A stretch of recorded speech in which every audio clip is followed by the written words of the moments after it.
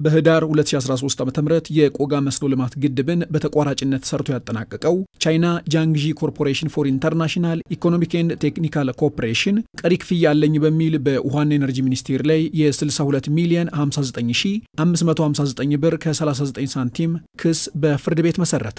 ሚኒስቴሩ ግን የፕሮጀክቱ ውል ከተፈጸመ ከ20 ዓመት በኋላ ለመጣበት ክስ መልስ ለመስጠት ለመሄድ ማስረጃ ፍለጋ ማህደሬን ፈተሽኩኝ አለ።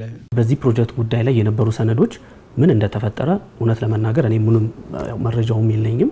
2000 ላይም 2001 ላይም ክፍያ የተፈጸመበት ምንም አይነት ሰነድ ምንም አላገኘንም። የውሃና ኤነርጂ ሚኒስቴር ከ2013 ዓ.ም ጀምሮ በቆጋ መስኖ ልማት ግድብ ጉዳይ በክስ ሂደት ላይ ቆይቷል። በሁሉም ችሎቶች ላይ ግን ግድቡን የተመለከተ ሰነድ እጄ ላይ የለም በሚል 3 ዓመት ለተሻገረ ጊዜ በጨበጣ ተከራክሯል።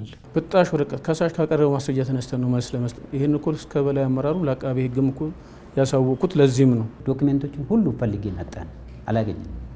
ፋይናንስ ክፍልም ፈለግን አላገኘንም። መዝገብ ቤት ፈለግን አላገኘንም።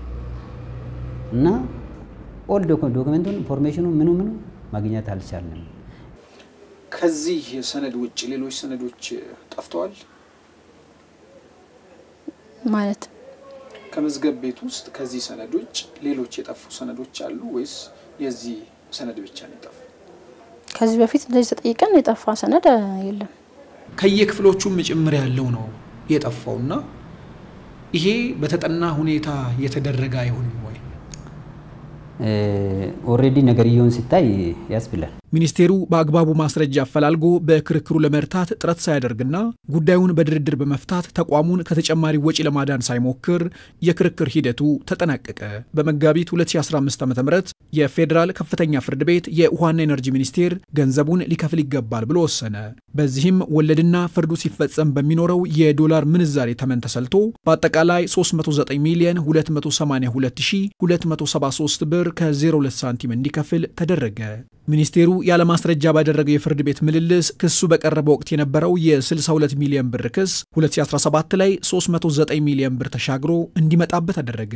ወደ ቸልተኝነትም ብናመጣው የተከደበት አግባብ አይደለም የሚለውን እንያዘው። ቸልተኝነቱ የመጣው ከመንገዱ ቸልተኝነቱ ኦሬዲ የመልስ አዘገጃጀቱ እኮ የሞተ ነው። የኛ መልስ አዘገጃጀት መንግስትን ወክለው ስለሆነ የሚቀርቡት ያን ሊያደርግ በሚችል ሁኔታ አሸናፊ ሊሆኑ በሚችሉበት ሁኔታ ተደራጅቼ ቀርቤ ነበር ብለው ያስባሉ እርሱ? ፍጹም። በዚህ በኩል ደግሞ የሉም ለአመታት በተቋሙ ውስጥ ተፈልገው ጠፉ የተባሉ የመንግስት ተቋሙን ከ309 ሚሊዮን ብር በላይ ከሂሳቡ ላይ እንዲቀነስ ያደረጉ ቁልፍ ማስረጃዎች በተቋሙ ውስጥ መገኘታቸውን ፋና ሚዲያ ኮርፖሬሽን ተመልክቷል። ከውሳኔው በኋላ 2017 ላይ የተቋሙ የውስጥ ኦዲት ፕሮጀክቱን ኦዲት ለማድረግ ሲነሳ ትክክለኛው የፋይናንስ ምርመራ ውጤት እንዲታወቅ የተቋሙ ክፍሎች የፈለጉ አይመስልም። በተለይ ውሉ ወሳኝ ነው። ሱዲ ቀርብልን ነበር አልመጣም። ውሉም አልቀረበላችሁ? የለም። ምንም እኮ የቀረበ ነገር የለም።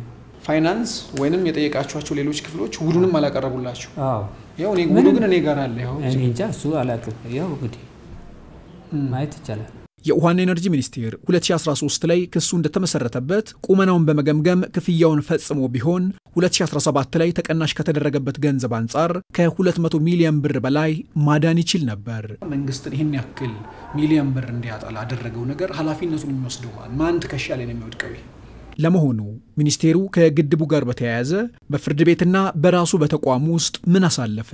ከ309 ሚሊዮን ብር በላይስ ለምን ተወሰደበት? ፋና ሚዲያ ኮርፖሬሽን በዚህ ዙሪያ ያዘጋጀውን የምርመራ ዘገባ ዛሬ ምሽት የሚያቀርብ ይሆናል።